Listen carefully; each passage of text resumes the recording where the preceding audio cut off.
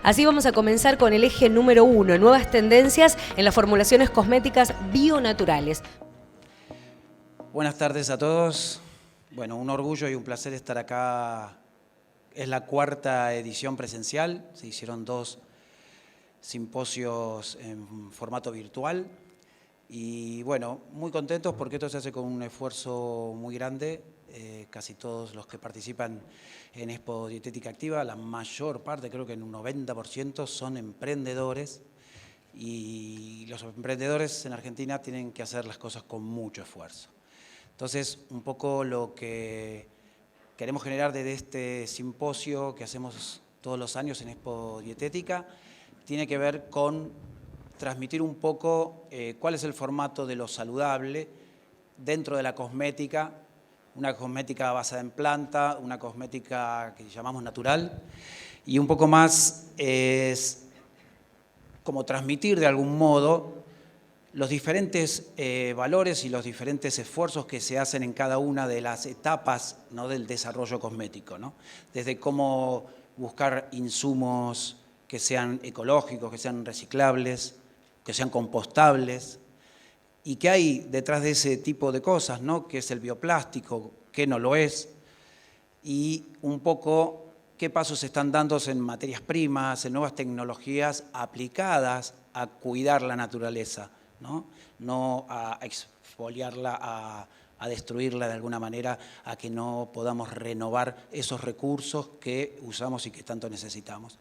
Por otro lado, un poco también ver el aspecto del consumidor, cómo nos afecta como consumidores el consumir un producto convencional, llamémosle de alguna manera, a un producto que es un producto cuidado, que es natural, que es orgánico, que está basado en plantas, que está pensado para que no genere demasiada huella o demasiada contaminación. Y digo demasiado porque creo que todo lo que hacemos genera algún tipo de huella y algún tipo de contaminación, y creo que no vamos a poder nunca estar exento a eso, simplemente ver que eso en el tiempo pueda ser reciclado lo más rápido posible, no dejar una herencia muy pesada a las nuevas generaciones, como viene haciendo la industria en los últimos 100 años, ¿no?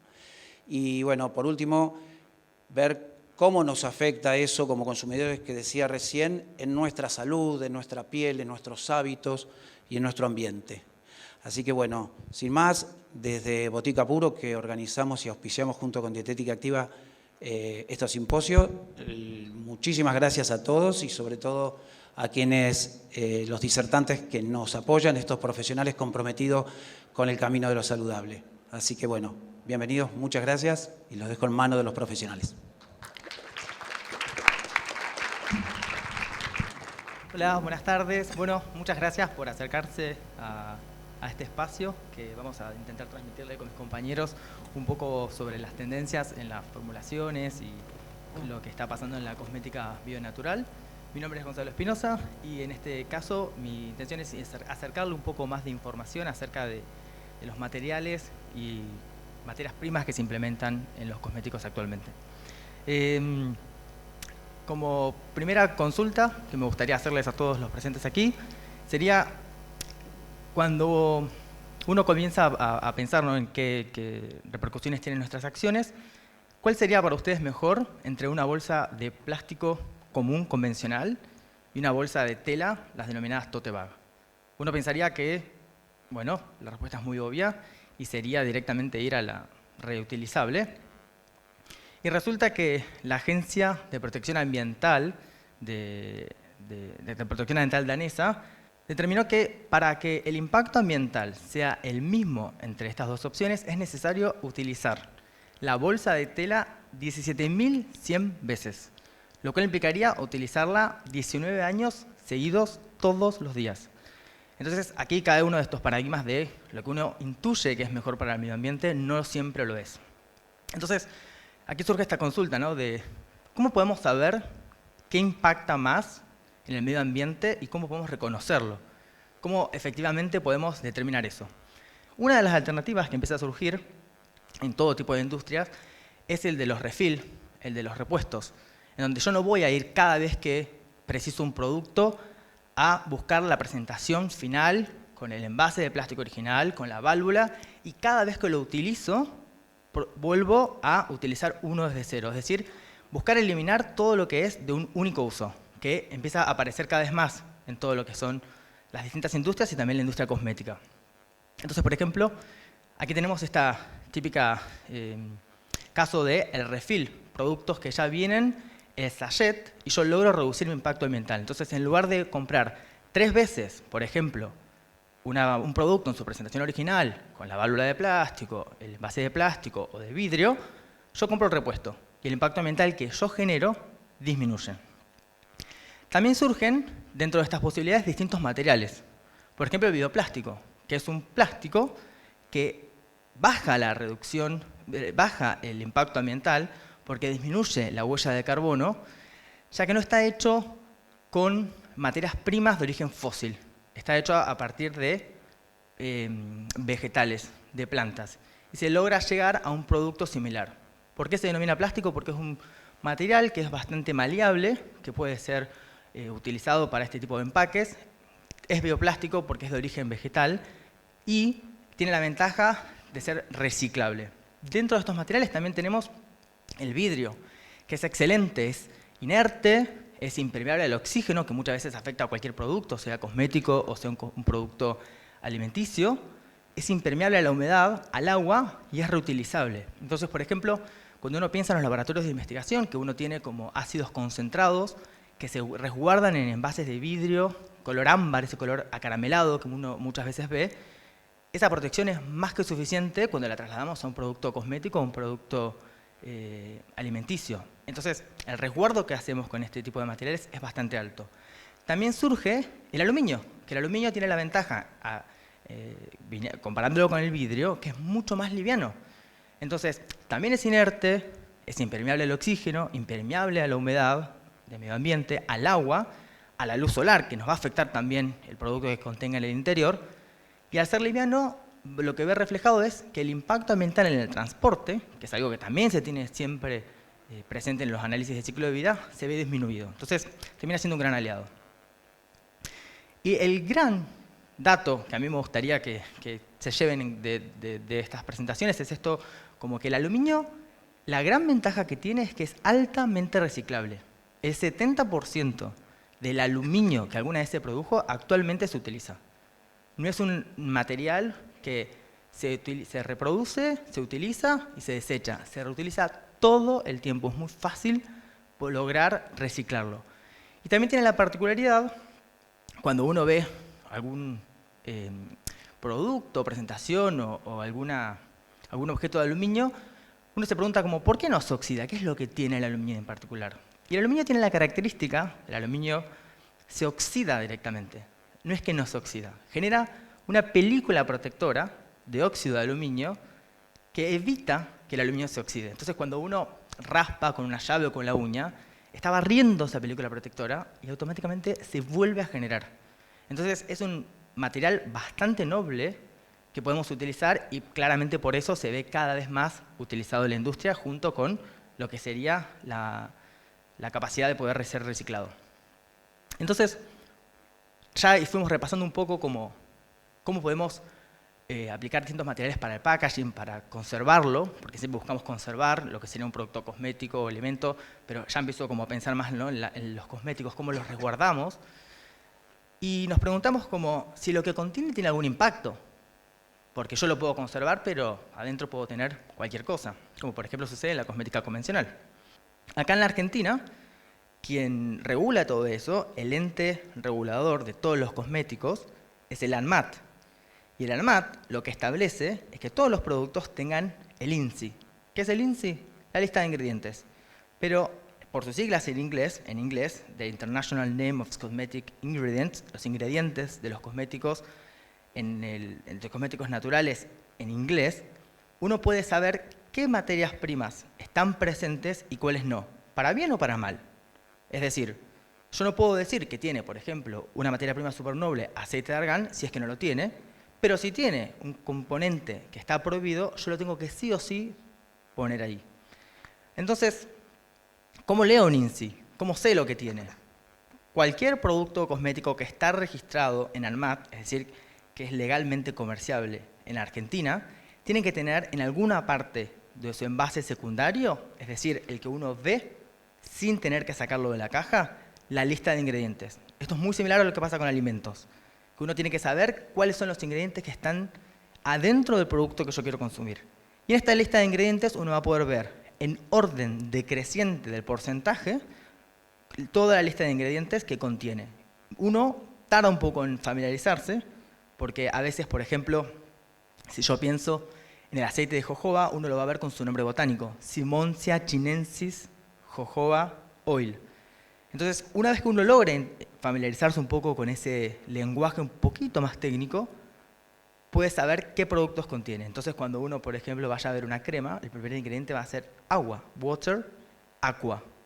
Y a partir de esa lista de ingredientes uno va a poder saber si lo que dice el empaque, si lo que me vende la publicidad, si lo que me dice el vendedor, si lo que está en la página de internet, si lo que está en la publicidad de Instagram es cierta o no, está constatado o no. Y para finalizar, yo quería dejar una reflexión sobre esto que estuve exponiendo, que es de Daphna Nudelman, que en este mundo es conocido como la loca del tupper, una influencer y activista medioambiental bastante importante, que en su último libro, llamado Cómo rompimos el mundo y cómo podemos solucionarlo, tiene una frase que a mí me dejó resonando varios días en la cabeza, y es esto de que no necesitamos un ambientalista perfecto, sino millones de ambientalistas imperfectos tomando acción todos los días.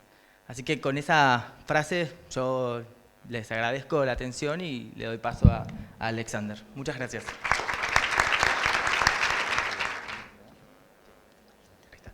Hola, ¿qué tal? ¿Cómo le va? Muy buenas tardes a todos. Antes que nada, muchísimas gracias por estar acá, por presenciar esta charla. Bueno, yo me llamo Alexander. Como bien me presentaron, hace bastante tiempo que estoy en la industria cosmética. Trabajé en diferentes laboratorios, ocupé diferentes puestos y hoy en día me dedico al desarrollo de productos cosméticos. Si les digo que el mundo está cambiando, si el mundo va rotando, es muy ágil hoy en día y muy volátil, no les estaría descubriendo América, pero sí es lo que pasa. Y hoy en día existen tendencias que esas tendencias en su momento pasan a ser un estilo de vida, ya hablando de lo que es la cosmética, ¿no? Y es no solamente porque apareció algo de color verde, nosotros vamos a comprarlo, sino que hay una concientización de parte de los consumidores y nosotros mismos en cuanto a adquirir un producto cosmético. Y para que nosotros, desde nuestro lugar de desarrolladores, formuladores, químicos, ingenieros y demás, para lograr eso, para poder posicionar un producto en el mercado, primero principal tiene que estar presente, muy bien presente nuestra conciencia, por un lado, y por el otro lado nosotros internamente tenemos que salir de nuestra zona de confort, tenemos que sumergirnos en algo no tan conocido, algo que realmente está bueno, y tenemos que romper esos esquemas mentales que tuvimos hasta el momento para poder desarrollar algo único en cuanto a la industria cosmética, a la cosmética, al producto cosmético. ¿Para qué? Para satisfacer una necesidad de un consumidor que cada vez requiere más de nosotros en cuanto a lo cosmético, en cuanto a lo que el consumidor necesita para ser aplicado sobre su piel o sobre su cabello. Hoy en día es eso. Pero bueno, la cosmética existió desde hace muchos siglos atrás, no nos vamos a ir tan lejos, sino nuestras madres, nuestras abuelas venían usando productos cosméticos. Esos productos tenían un cierto global, digamos, unas ciertas características que generalmente se repetían de producto en producto, de variedad en variedad. Lo único que variaba es uno o dos componentes, pero la mayoría de los componentes eran, y bueno, algunos de ustedes ya saben, siliconas, vaselinas, petrolatos, parabenos y demás productos. La lista es muy larga. Y en un momento de la historia, una de esas tendencias de la que yo le hablé al principio choca contra esa línea de la cosmética y se abre otra rama, que es la rama de la cosmética natural. Y a su vez cada una de las ramas que se generaron tiene unas subdivisiones. En caso, por ejemplo, de una cosmética convencional, nosotros tenemos algunos productos sin siliconas, otro producto que tiene siliconas pero no tienen vaselinas. Después le ponemos un poquito de color verde y, bueno, y generamos que los productos sean más verdes, más naturales. Pero bueno, es otro caso. Y en el caso de la cosmética natural, digamos, no podemos nosotros internamente utilizar productos, lo que yo recién les nombré. Hay ciertas restricciones, hay ciertos límites para el uso de, bueno, directamente parabenos no se utilizan, formoles no se utilizan y, bueno, más internamente hay ciertas materias primas que directamente están prohibidas. Pero bueno, básicamente lo que yo les quiero aclarar es que la gran diferencia entre la cosmética convencional y la cosmética natural son las materias primas. Por ejemplo, podemos hacer una crema corporal humectante y a su vez que no irrite, obviamente, o un shampoo que lave el cabello pero prevenga la caída del cabello, tampoco irrite el cuero cabelludo. Todo eso con un costo. En realidad, imagínense esto como si fuese un triángulo. En la cosmética convencional, nosotros tenemos un costo, en el caso del desarrollo, ¿no? Me refiero, nosotros tenemos un costo y dentro, digamos, tenemos un número y tenemos que llegar a ese número y a su vez que el producto sea funcional y que sea seguro. En la cosmética natural, ese triángulo se invierte. ¿Por qué se invierte? Porque al desarrollar un producto cosmético natural, bioorgánico, nosotros lo que hacemos es, nos basamos en otros pilares. Utilizamos lo que es la naturaleza, el medio ambiente, el usuario, la sustentabilidad, la reutilización. Es otro panorama totalmente diferente. Y la mezcla de todo eso lo que hace es que genera un costo. ¿Sí? Por eso que les decía que miren ese triángulo al revés. Pero ¿qué pasa? Las materias primas, cuando nosotros desarrollamos lo que estamos en el laboratorio, lo que formulamos las materias primas, en caso de una cosmética, en caso que estemos desarrollando un producto vegetal o natural, nosotros nos basamos en otros pilares donde buscamos que nuestro proveedor, como el cliente confía en nosotros, el consumidor confía en nosotros tenemos que confiar en nuestro proveedor. ¿Qué pasa? Nosotros confiamos en ese proveedor, pero a su vez lo investigamos. Por eso es que es mucho más difícil conseguir una materia prima que sea orgánica, que realmente el proveedor esté alineado con nuestros pensamientos, con lo que nosotros queremos, a dónde nosotros queremos llegar, que tenga certificaciones, que tenga responsabilidad social, responsabilidad en cuanto a la flora y la fauna. No nos sirve de nada comprar, por ejemplo, un aceite vegetal, 1 litro de aceite vegetal y para eso el proveedor tuvo que deforestar medio Misiones, como ejemplo, ¿no? Pero bueno, básicamente toda la investigación que nosotros tenemos que llevar a cabo para adquirir una materia prima es realmente muy importante, pero bueno, vale la pena. Posteriormente, cuando tenemos ya todas nuestras materias primas en nuestro poder, lo que nosotros hacemos dentro de nuestra posición es que la fusión de todas las materias primas sea la máxima posible, ¿sí? A su vez, queremos usar la sinergia de todos los componentes que nosotros incorporamos en una fórmula que después va a ir a un frasco, que sea lo máximo. ¿A qué me refiero? Si nosotros tenemos, por ejemplo, un producto, una materia prima humectante y que queremos incorporar más humectación, no usamos usamos esas 2 materias primas, pero ¿qué pasa?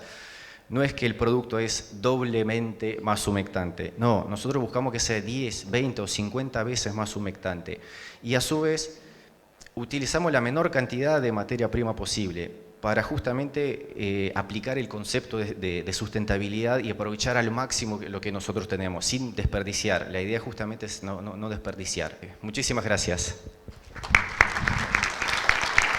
Vamos al eje número 2, la piel y sus cuidados, nutrición y metabolismo de defensa. Va a estar a cargo del doctor Luis Alejandro Mazzarini, él es médico cirujano, especialista en toxicología clínica experto internacional en toxicología, ilustre Colegio Oficial de Sevilla, en España, médico dermatólogo del Consejo de Certificación de Profesionales Médicos de Buenos Aires. Es director del IMEB y también es disertante nacional e internacional de congresos de medicina biológica y homotoxicología. El IMEB, que dije anteriormente, es el Instituto Medicina Evolutiva Biológica de Río Cuarto, en la provincia de Córdoba. De esta manera, con un fuerte aplauso, le damos la bienvenida a Mazzarini en el eje número 2. Bueno, gracias. Buenas tardes. Ignacio, muchas gracias. Florencia, esta invitación. Me encantaron, chicos, lo que comentaron y hablaron, y porque es un poco de la historia del hombre. Es decir, todo esto tiene que ver con el ser humano. Estamos hablando de cosmética, alimentos, todo tiene que ver qué es lo que nos pasa a nosotros. Uno viene de 30 años de estar batallando un poco lo que llaman la innovación disruptiva, que es un poco lo que hace al contrario. Es época de cambios, hoy es cambio de épocas. Allá en la década del 90, estando en Alemania, estaba en Baden, Heidelberg, lugares donde estaba la Semana de la Medicina Biológica, y estaban estos eventos, y decíamos, ¿y Argentina dónde estamos? ¿No? Es decir, había bastantes problemas. De hecho, que hubo empresas que venían a Argentina a querer tener producción de productos medicinales, herbáricos, y se volvían porque tenían ya una carga, te hablo del 90, una carga tóxica importante en los agroquímicos. Imagínense ahora, por suerte creo que hay nuevas tendencias en que de pronto protejamos un poco más nuestros cultivos. Por cierto es que a partir de acá, imagínense lo que significa para la medicina entrar a hablar diferente, hablar inclusive desde especialidades diferentes. Cuando vuelvo uno a Argentina, digo, bueno, a ver, ¿qué hay que hacer? Hay que empezar a hacer un poco, esto de generar un cambio en la interpretación de las enfermedades. Es decir, no puede ser que el mundo esté tan enfermo, el 99,9% estamos enfermos. Levanten una mano quien hoy está sano. Y yo no sé si hay alguno que me dice que puede estar sano. Entonces, ¿qué pasó? ¿Falló algo? Si fallamos los médicos, ¿fallamos qué? ¿Qué falló? De ahí viene, IMEB es un centro médico que de allá está fundado desde hace ya 10 años y tiene que ver con este proceso de la búsqueda de utilizar medicina sin drogas. ¿Sí? Todo biológico. Se llama trazabilidad en cuanto a lo que uno puede emular de lo que le pasa al cuerpo humano y llevarlo traslativamente al desarrollo de una terapéutica. Hay dos cosas que hay que definir de un paciente, un activo y un pasivo. El pasivo es aquel que realmente agarra una pastilla y espera que todo ocurra adentro. Es pasivo. Voy a tomar mi pastilla para la hipertensión, cosa que va a curar mi hipertensión, pero no se me ocurre salir a caminar, no se me ocurre hacer dieta, no se me ocurre cuidar de mi piel, ¿no? Que es lo que vamos a hablar un poquito, porque pareciera ser que la piel... Como dermatólogo, yo daba clase acá en la Asociación de Dermatología, y digo, pero el problema no es de la piel, el problema es del organismo, el problema del intestino, el problema del cerebro. Y te miraba raro, decía, ¿pero cómo? ¿Qué tiene que ver la piel con el cerebro? ¡Wow! Digo.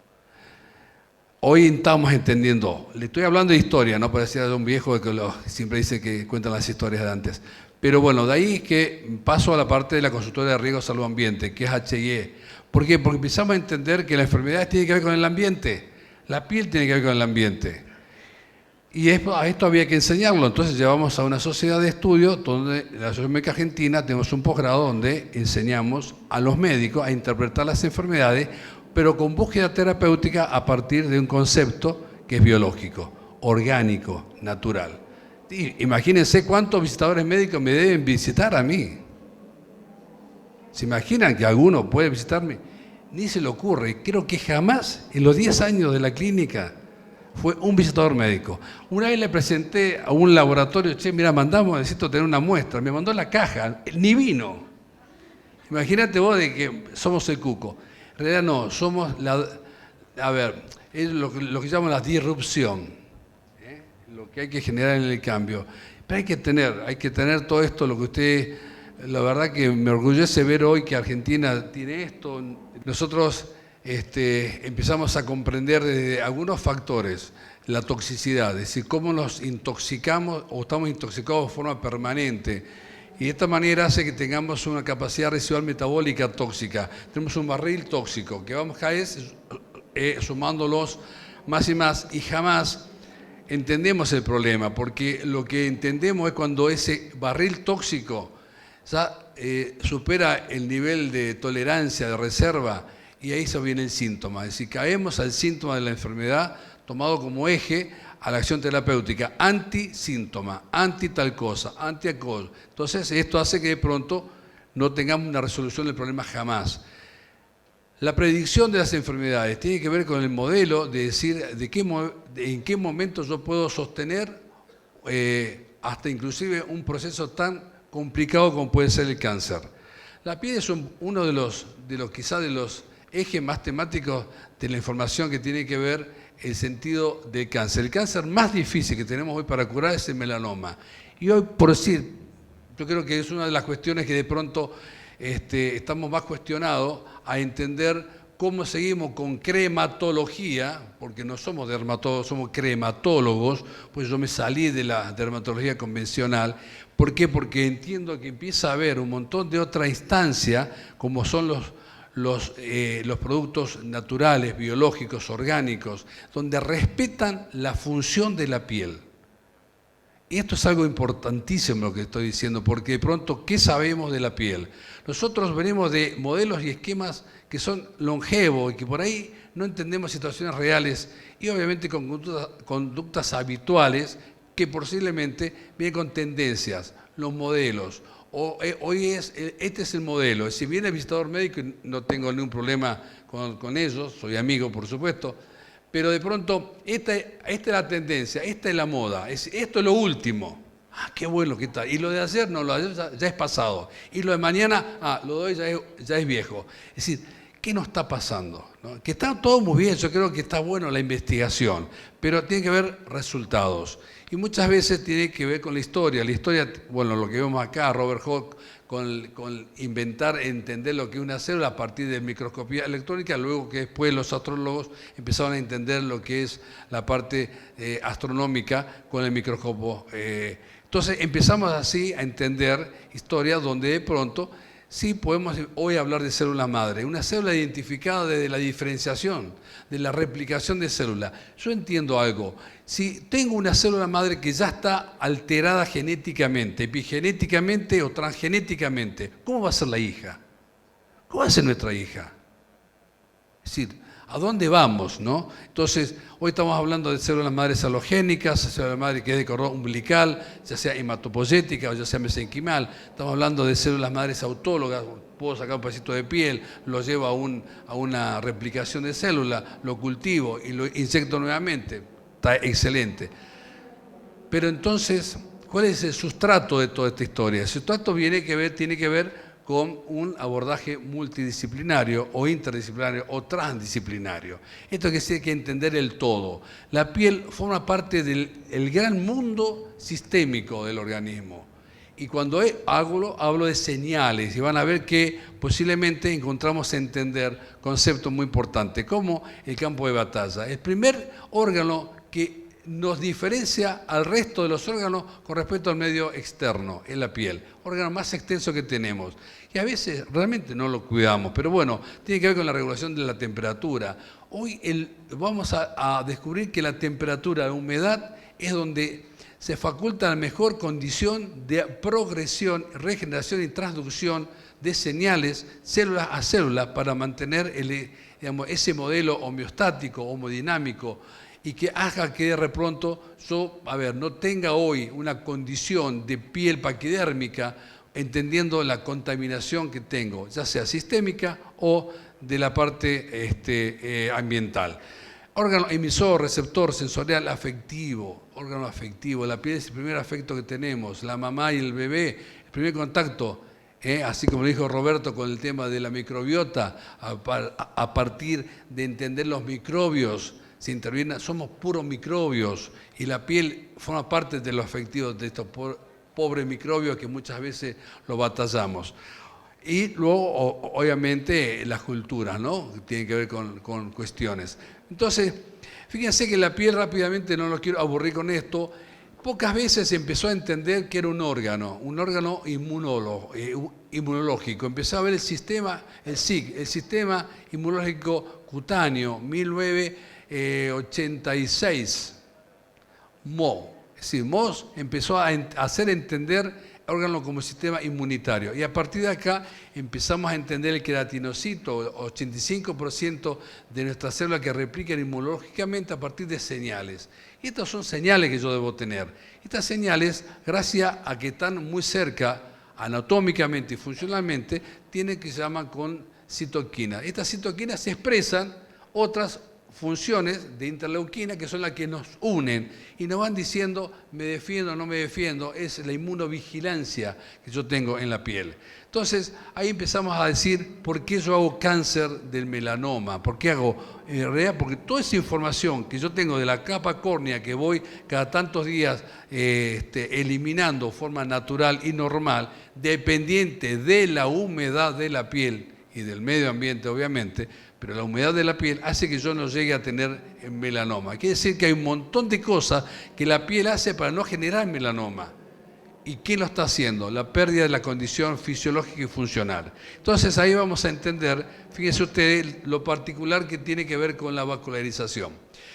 Gran proceso hoy al cual nosotros hemos motivado a entender que seguramente la capacidad regulatoria del sistema hemolinfático, producto, y esto no quiero ser odioso en esto, pero post pandemia, post vacuna, post todo lo que ustedes quieran, a los toxicólogos jamás le han consultado si es bueno, si es malo, si esto puede ser o no puede ser, y qué va a pasar con las traducciones informáticas que tiene el ARN y el ADN, cuestiones que seguramente el tiempo lo va a decir, pero una de las cuestiones más complicadas que nosotros hoy tenemos en la microvasculatura periférica distal, alta resistencia periférica a nivel vascular, y hemos tenido serios problemas al respecto. Por lo tanto, empezamos a decir cómo vamos a defender este tracto epicutáneo a partir de un manto, mantener el manto gaseoso, mantener el vapor de agua de la piel, el manto ácido. Bueno, todo esto lo que ustedes están viendo, entender que hay facultades dérmicas que tienen que ver con la fracción aceite en agua, agua en aceite, que ustedes ya conocen mucho más que yo de la parte cosmetológica, pero la inclusión de aminoácidos de origen animal o de origen vegetal. Pero eso es importante mantener porque es la estructura de la piel. Entonces, saber que la piel tiene 3 extractos, no llegar al daño total, y obviamente el daño total es acción, digamos, de cicatriz importante y de lesión. Por lo tanto, lo que tenemos que entender de qué manera evolucionamos una enfermedad para que de pronto no llegue a la contaminación e inclusive al uso inadecuado de algunos medicamentos como corticoides, que pueden ser muy buenos en corto tiempo, 3 días, 4 días. El corticoide produce inhibición de estas señales a partir de la cual haga una replicación de las células. Y obviamente el uso de los antiinflamatorios no esteroideos, que hoy pareciera ser que es el dame comer de todos los días a partir de los ibuprofenos y los paracetamoles, y que uno no cree que de pronto va a generar daño. Señores, el paracetamol es el más tóxico que tiene el hígado. Se lo estoy diciendo de ahora porque a partir de acá, estudios hechos, cuando estuvimos en el Ministerio de Defensa de la Nación trabajando en la parte de ambiental, entendiendo cómo el hígado se intoxica, usando algunos condicionantes de estudios paralelos, damos a entender esto. Nadie habla de ello, pero por cierto, es algo que, como dije yo, el tiempo lo va a decir. Tenemos factores de crecimiento. Para que el factor de crecimiento transcripcional o que una célula se replique a otra célula, porque la madre siempre busca una hija, va a tener que buscar ¿qué? Fenómenos biológicos y físicos. Hablamos del electromagnetismo para mantener algo que significa la matrix viviente, la matrix que de pronto durante mucho tiempo nosotros pensamos que la MEC no era nada más que un tejido amorfo que unía las células. Hoy nos hace pensar que transmite señales que del pelo a la uña va en milisegundos. Osler lo investigó y realmente hace entender esto. Las señales son fundamentales para eso, para mantener una red tridimensional, para mantener un soporte sólido y líquido en la comunicación, y de pronto hace que yo pueda comprender a partir cómo hay resistencia del colágeno, elasticidad, y en la matriz líquida todo lo que es estos azúcares, proteoglicanos, glicosaminoglicanos, que hace entender estos cristales de flujo para que haga señalizaciones. Cuando yo le decía que los pacientes eran pasivos cuando tomaban una pastilla, en nuestra clínica el paciente es activo. El paciente está 6 horas haciendo un tratamiento condicionado a efectos que van realmente produciendo estos cambios interior. Así como de pronto hablábamos de la microbiota intestinal con los probióticos, prebióticos, esta historia hace sostener como los nutrientes necesitan tener la viabilidad de la absorción, el mecanismo absortivo distributivo y obviamente reparativo a partir de señales y obviamente cómo eliminar las toxinas. Todo producto polar y hidrofílico es el mejor producto que hace que de pronto se incorpora en el cuerpo rápidamente por efecto de conjugación hepática, se elimina. Es el sistema enterohepático. Todos lo tenemos abolidos, o la mayoría los tiene bastante perdidos. Digan, levánteme la mano quien come y defeca. Eso, si no lo hace, se llama constipación. Y si lo hace, yo ayer vine acá a conocer acá. Empecé a probar un montón de productos, hoy creo que estoy al día. Porque la verdad que detoxifiqué, eso es lo que hay que hacer. Entonces, yo estoy mal de los intestinos, no puedo estar bien de la piel. Si yo estoy mal de la piel, no puedo estar mal de los intestinos, porque el regulador es el intestino. ¿Se entiende? Entonces, fíjense qué tan importante que puede ser a partir de esto la intervención. Para yo llegar a un campo terapéutico avanzado de medicina regenerativa, ingeniería de tejido, obviamente tengo que sostener lo que digo. Entonces, uno muchas veces, yo veo, y lo he visto en viaje, está todo muy preocupado por entender la mejor tecnología para llegar al mejor producto, y de pronto nos damos cuenta de que nos está faltando entender los requerimientos. Y estos requerimientos tienen que ver con entender lo que dijimos anteriormente, la capacidad, el Mold-Solon-Link, que es la capacidad de la humedad de la piel, como avanzar en el proceso curativo. Eso es fundamental. Más allá que tengamos nosotros un montón de instalar procesos que de pronto tienen que ver con, buscar puentes de hidrógenos en un medicamento, en una sustancia por las cadenas acuosas, determinar estas densidades de carga que tienen que ver con las uniones de enlaces covalentes de hidrógeno, lo que de pronto nos lleva a tener lo que dije recién anteriormente, la capacidad polar que haga que de pronto se mantenga una estabilidad en las membranas, una estabilidad en el tejido de la piel, para tener conductores eléctricos, campos electromagnéticos que de pronto tienen que ver también con el ambiente, y esto hace formar parte de esta matriz líquida. Entonces, ¿qué es lo que nos determina? De saber que la dermis, esta célula tridimensional, llega a la búsqueda de recuperar la piel normal o mantenerla. Yo puedo tener 60, 65 años, pero ¿por qué tengo que tener una piel paquidérmica? ¿Por qué tengo que tener una piel envejecida? O que por lo menos sea conforme a mi edad. Entonces, ahí es donde de pronto tenemos que ir a buscar distintos tipos de procesos naturales. Más aún cuando yo tengo una herida, donde no sé limpiar la herida, no sé entender la reducción de la carga bacteriana, cómo se cicatriza, entendiendo el exudado, y de pronto podemos estar hablando hoy que es la queratinización, por qué el colesterol es malo. Mentira, el colesterol no es malo, vivimos del colesterol. Sin colesterol no podemos vivir.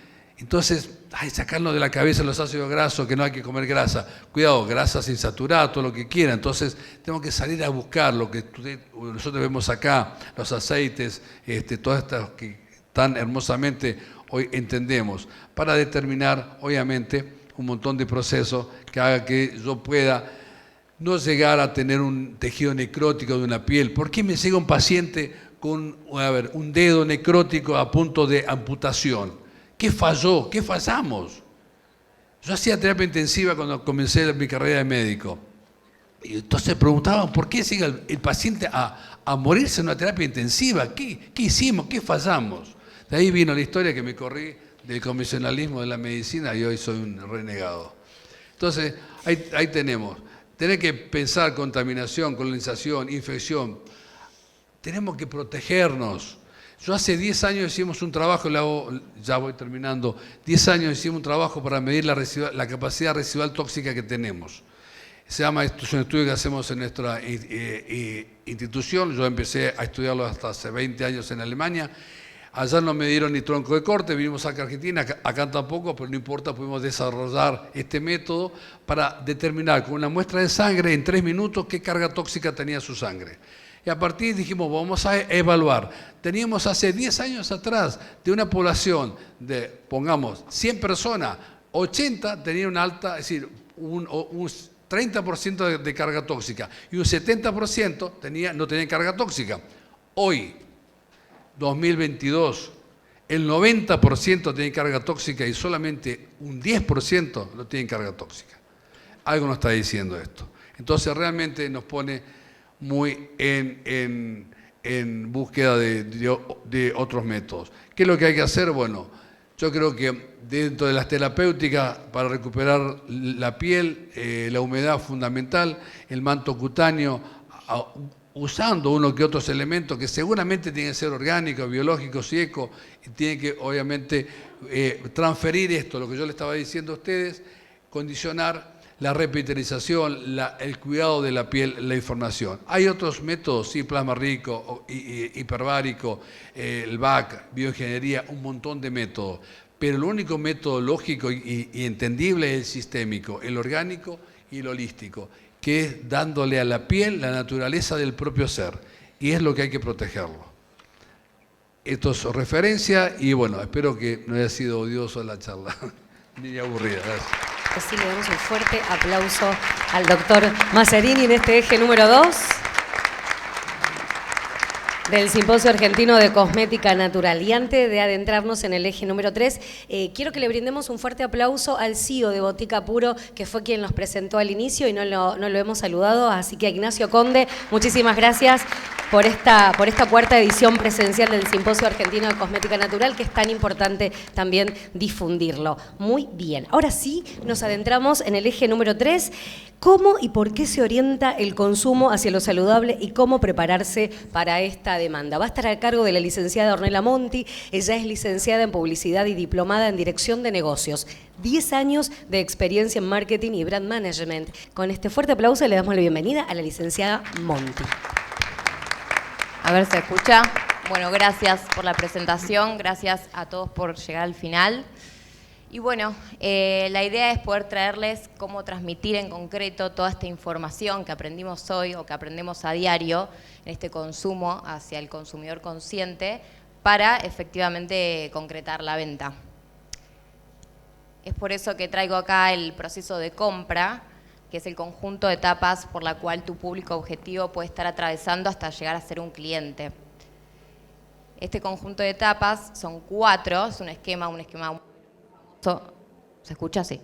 En marketing, que es el AIDA. La primera etapa es awareness. En marketing usamos mucho este tipo de palabras, pero es tomar conciencia. En la primera etapa, el consumidor se da cuenta que tiene un problema o tiene la necesidad de resolver un problema.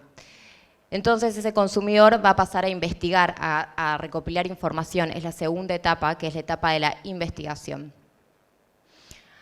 Acá, cuando ya toma una decisión, él tiene un mapeo, este consumidor, un mapeo mental de posibles soluciones para poder resolver su problema. Y por último, es la acción, por supuesto, de compra.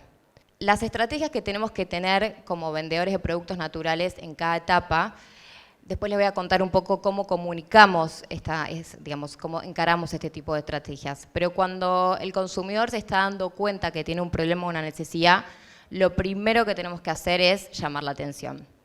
Incluso aquí muchos presentes serán dueños de dietética o de tiendas naturales y tal vez tienen clientes fieles que entran a su negocio por otro tipo de productos. Podemos generar la necesidad en este tipo de ocasiones de, si entran, por ejemplo, por un producto alimenticio, generar la necesidad del producto de la cosmética natural. La etapa de investigación, acá es donde tenemos que sacar la carta con todo lo aprendido hoy, del INSI, regulaciones, sellos, hay que dar información. Cuando ya tiene el consumidor la decisión de compra, hay que mostrar nuestro valor diferencial. Hay que vincular nuestros beneficios al producto que querramos vender. Y por último, bueno, obviamente cuando la decisión de compra está tomada y es una acción, bueno, podemos elegir distintas estrategias de post-marketing o post-venta para que ese cliente regrese.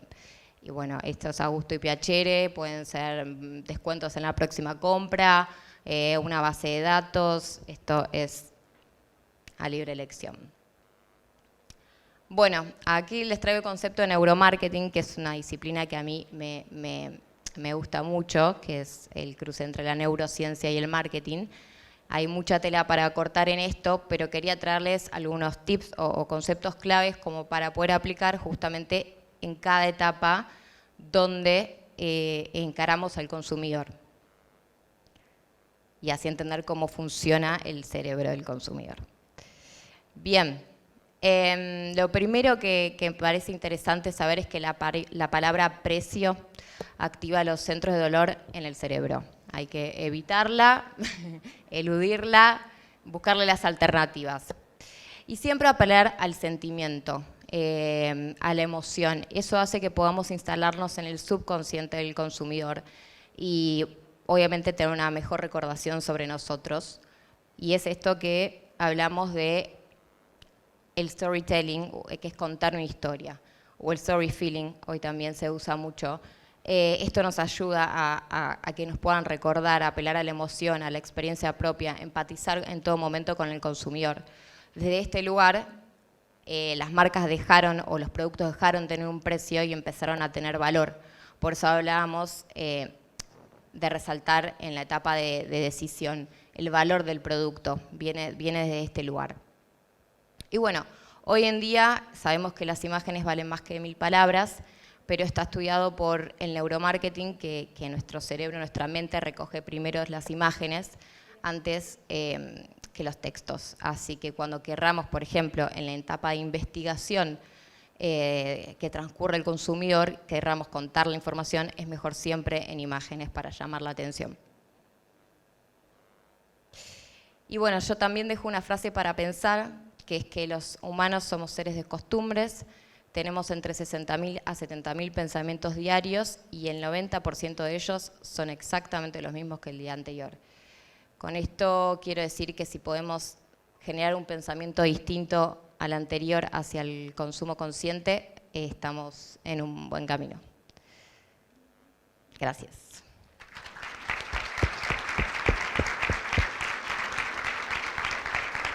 Así que de esta manera, con un fuerte aplauso y toda la energía, damos por terminada la 4ª edición presencial del Simposio Argentino de Cosmética Natural. Gracias a todos los presentes, gracias Botica Puro por apostar a la formación, a la capacitación, por estar a cargo de este congreso presencial. Les agradecemos a todos, a cada uno de los presentes que estuvieron ayer, hoy, por su confianza, por estar acá. La expo está hasta las 19 horas, la pueden recorrer.